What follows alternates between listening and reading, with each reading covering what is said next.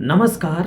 आज हम लोग एक डिटर्मिनेंट डिस्कस करने जा रहे हैं। और डिटर्मिनेंट जब भी देखने को मिलता है तो कई बार सबसे पहले तो एक्सपेंशन आता है, फिर डिटर्मिनेंट के प्रॉपर्टीज और उससे चीज़ों को देखने की एक कोशिश होती है।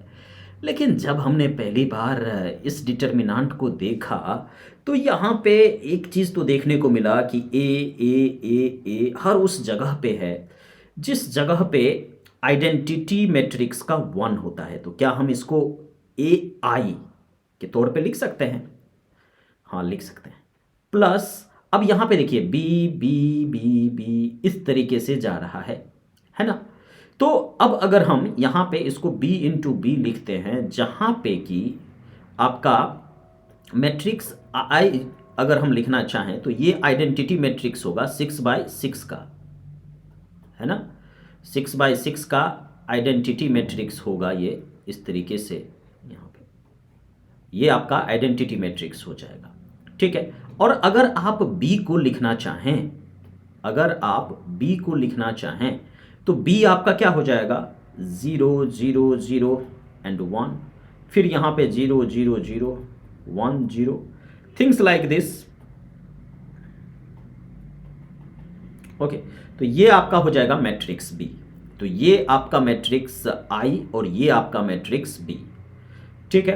अब यहाँ पे अगर आप इस मैट्रिक्स को, क्योंकि देखिए अगर आप इसको ए आई प्लस बी बी के रूप में लिखते हैं तो ये पूरा हो जाता है, जैसे कि a into one plus small b into one. तो यहाँ पे आपका ए आ जाएगा और यहाँ पे बी आ जाएगा अगर आप इसको फॉलो करते हैं।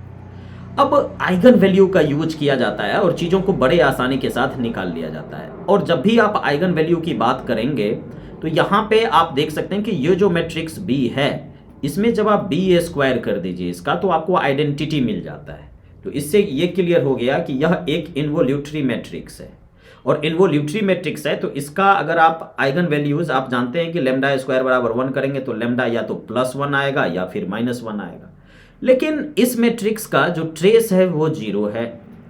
तो ट्रेस क्या होता है? Sum of all the eigenvalues. इसका मतलब है कि आपका अगर हम आइगन वैल्यूज लिखना चाहें तो 3 आइगन वैल्यू +1 होंगे, 3 आइगन वैल्यू -1 होंगे, तभी तो ट्रेस 0 होगा। मतलब 1 का मल्टीप्लिसिटी 3, -1 का मल्टीप्लिसिटी 3। अब आइए इस मैट्रिक्स ए के आइगन वैल्यू को लिखने के लिए देखिए कॉन्सेप्ट क्या है कि ए के सारे आइगन वैल्यू को निकाल लीजिए और किसी भी मैट्रिक्स के सारे आइगन वैल्यूज को निकाल के जब उसका प्रोडक्ट करते हैं तो डिटर्मिनेंट का वैल्यू आ जाता है। तो अब अगर मैं आई की बात करूं तो इसके आइगन वैल्यू होंगे 1, लेकिन अगर मैं बी की बात करूं तो इसके आइगन वैल्यू या तो +1 है या तो -1 है, समझे। तो ये जो है ये हो जाएगा ए एंड प्लस बी, है ना। जब a प्लस बी, जब हम b का आइगन वैल्यू 1 लेंगे, लेकिन इधर जब b में देखें तो 1 का मल्टीप्लिसिटी 3 है तो इसका भी मल्टीप्लिसिटी 3 यानी कि क्यूब हो जाएगा डिटर्मिनेंट ऑफ a की बात करें तो। और अगर हम आइगन वैल्यू -1 ले b का तो उस केस में क्या हो जाएगा a इंटू 1 माइनस बी का क्यूब। तो यहां से क्या हो जाएगा चीजें a square minus b square का क्यूब, है कि नहीं। a plus b into a minus b का होल क्यूब, तो a square and minus b square का जो होल क्यूब है यही आपका क्या हो जाएगा रिक्वायर्ड डिटर्मिनेंट। तो a square minus b square का whole cube is your required determinant. और इसीलिए आप कहना चाहेंगे कि ऑप्शन बी जो है ये आपका राइट आंसर हो जाएगा, ठीक है। तो आपको यहाँ पे 2-3 बातें कि अगर इन्वोल्यूटरी मैट्रिक्स है तो उसका आइगन वैल्यू या तो +1 होगा या तो -1 होगा।